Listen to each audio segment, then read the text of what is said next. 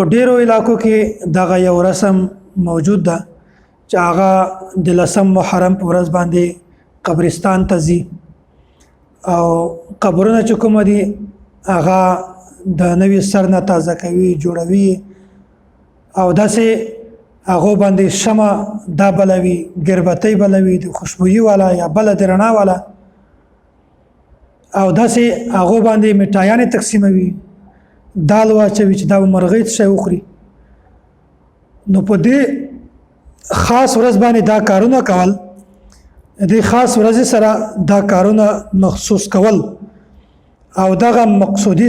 غنل ضروری غنل دا بدعت دا خلق په پرک کال کې قبرستان ته نه ځي صرف د 10 محرم په ورځ باندې راشي او قبرستان کې قبرونه خولوي په دې باندې جنډې لګوي په دې باندې خوراکونه تقسیموي په دې باندې ګربتۍ لګوي دا وایي چې 10 محرم په ورځ باندې د قبرستان ته تک ضروری ده دا صفایي ضروری غني مقصودی غني دا بدعت ته په شریعت کې دی گنجائش نشته شریعت خدا وایي چې ته روزانه نه هفته کې یا میاشت کې یو ورځ قبرستان ته ضرور ځه ځکه چې په دا کې انسان ته خپل نصيحت حاصل شي چې یار زه خو هم دې ځای ته روان یم عبرت سړی ته حاصلېږي بیا د سړی ګوري چې قبر خراب جوړ دی څه مسله یې پکې جوړ دی کې خو د محرم سره د دې تعیین کول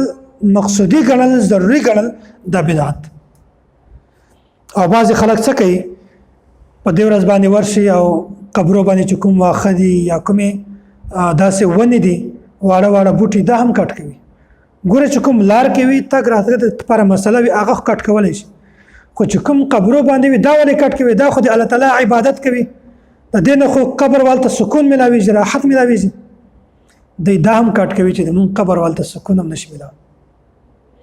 دومره ظالم خلک دي نو دا خلق چې کوم دي دا داسې بدعات او داسې خرافاتو کې او داسې رسم او رواج کې مبتلا دي او په دې ورځ باندې خزې ډېرې زیاته قبرستان ته ځي هغه په رسمو او په رواجو کې او داسې بدعاتو کې مبتلا دي او د زړه مرادونه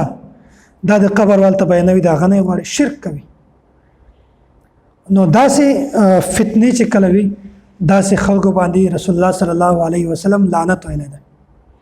لعن رسول الله صلی الله علیه وسلم زائرات القبور هغه خزې چې هغه په دې ورځ باندې بالخصوص بالعموم په هر ورځ باندې چې هغه قبرستان ته ځي خو هلته هغه ښځه په فتنو کې مبتلا وي شرکي کار کوي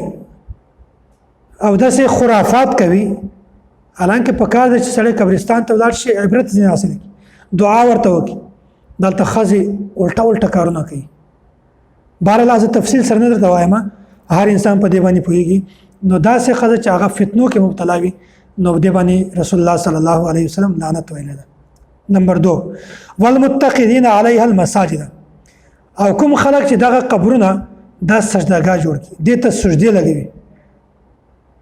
شرک کوي داسې خلکو باندې هم الله تعالی رسول الله صلی الله علیه وسلم لعنت ویلی ده او درم والسرج او کوم خلک چې قبرستان باندې قبرو باندې بتۍ لګوي منبتۍ لګوي ډیوه لګوي په داسې خلکو باندې هم رسول الله صلی الله علیه وسلم لعنت ویلی ده نو موږ تاسو ته پکار ده چې د عبرت لپاره او قبرستان ته ځو دعا لپاره هغه ته دعا کوو الله تعالی نه دعا غواړو د مغفرت دعا کوو خو کچیرته د فتنې اندېښنه وي بدعات او د رسوماتو اندېښنه وي یقین دی ورته بیا داسې صورت کې عموما دا کارونه ښځې کوي بیا ښځې کله هم قبرستان ته پرېږدي نو دا خبره په ذهن کې نه وي چې قبرستان ته مطلقاً تګ